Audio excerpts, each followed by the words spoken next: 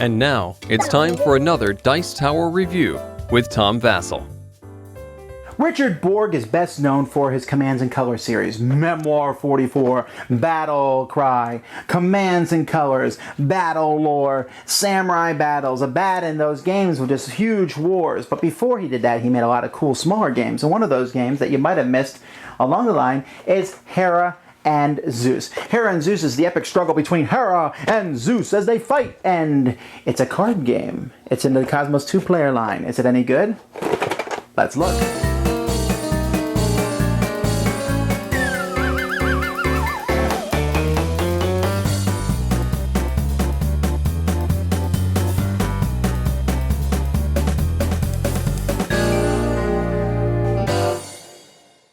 In Hera vs. Zeus, each player is given an identical deck. Well, okay, they're not identical. One's purple, one's green, and there's some different cards that are inside the decks. And what players are going to do is they're going to draw a hand of cards, and they're going to pick 3 of those cards and place them here. And in essence, you're forming a grid. There actually can go, for example, here, the green cards, there can actually be, there's 3 columns, and each column can have 4 cards in it. So I can go all the way back to this last card in this column and put cards there. On a player's turn, they're going to have a certain amount of actions depending on how many columns they have in play. So, for example, I have 3 columns in play. I have 3 actions. However, if one of these cards was gone for one reason, I would only have 2 actions. Now, when you have your turn, you have those actions to spend. One of those actions can simply be draw a card into your hand. Easy enough. You can add more cards to your hand. Another action that you can take is put a card on the playing field.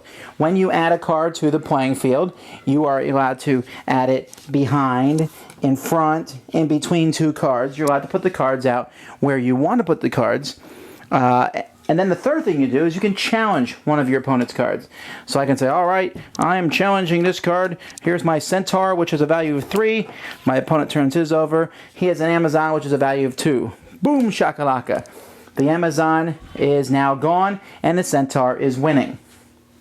Now, that's one way, obviously, to get rid of cards in your opponent's columns. Of course, they now know that the Centaur is there. And so in your deck, you're going to have lots of different people of different numbers that go from 1 to 7. Each person has one number 7. For example, the green team's number 7 is Poseidon. And you say, well, how can he ever be beaten? Well, he can be beaten by your opponent's number 7 because when they attack each other, they're both killed. But there is other ways to kill him. Like Nemesis, ha ha ha. There are other ways to kill Poseidon, and we'll talk about some of those now. Each person has special cards, and these special cards are marked. If you take a look at this card here, you'll notice that there's a little funky symbol there. That means it has a special ability, and sometimes can be played as a special card. So let's talk about some of these special cards. Medusa is, in essence, a bomb. If she's in a row, she can't move. She can't attack. But if she's attacked, she's dead. So goodbye, number 7. Pandora is even worse. Pandora is one of the most evil cards in the game. If Pandora is attacked and gets killed, then everything in that whole column is destroyed on both sides. Okay, it can be very dangerous. If Pegasus is an interesting card because he's 1, but you can also discard him to see what a card is in front of your row, or you can discard him to pull a card from your opponent's hand. If that card is a number card, well, then they show you the card.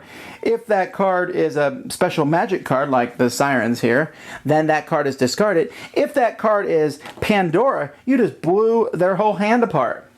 So you got to be careful holding Pandora. Pandora is a dangerous card, and Pegasus can hunt it down. Other cards that are in the game that do special abilities, there's Pythia, who's a 0, but she can kill a 7.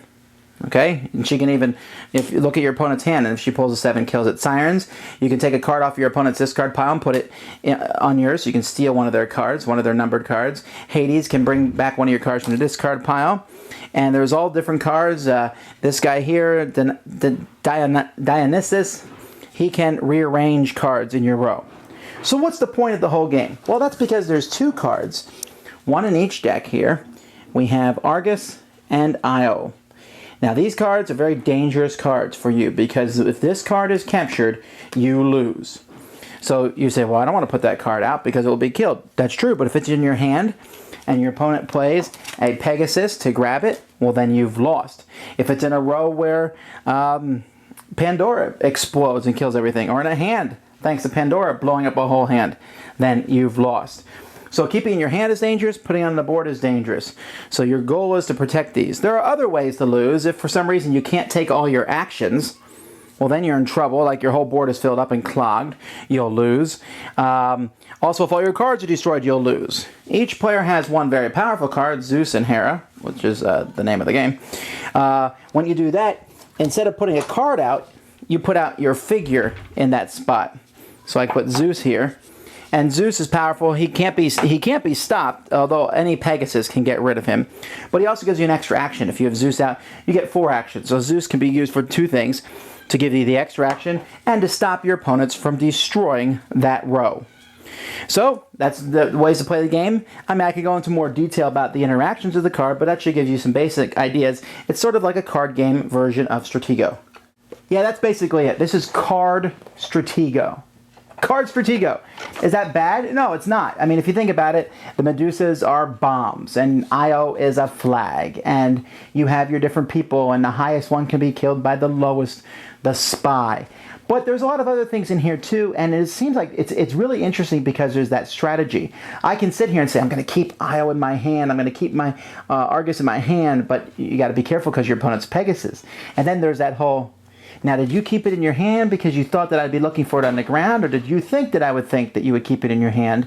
And clearly the wine is not in the glass in front of me. That kind of sort of back and forth can be very fun and interesting, but this is not a long game. It says 40 minutes here, but most games take 20, 30 minutes. It's very fast back and forth, and I've seen the games end in pretty much every way. Knowing when Pandora is going to explode, we call it a bomb basically, hit her, you know, you never know what's going to happen. She could easily end the game. There have been times where I'm sitting there saying, please don't draw that card, but trying to look as if I don't care if you draw a card from my hand. Using the Pegasus wisely, positioning your forces, remembering whatever cards you might have seen. It can be very intriguing, and playing the right card at the right time. Yeah, you're dictated by card draw because you're not going to have certain cards. You might not draw Isle till the last card. Yay, they can't kill your flag, but they can get you in other ways. You can jam up your whole line. So it's a very intriguing game. Doesn't get as much love as it should. If you want to play something that doesn't feel like much else, yes, Card Stratego. But other than that, it's a card game unlike most that you've played, Hera and Zeus. Thanks so much for watching the Dice Tower videos. Find more great videos and reviews, as well as our top-rated audio podcast at Dicetower.com. You can also find the latest board game news at Dicetowernews.com. I'm Eric Summerer, and you've been watching The Dice Tower. The Dice Tower is sponsored by Fun Again Games, the world's best game source. Fun Again Games has over 5,000 games available. Check them out at funagain.com.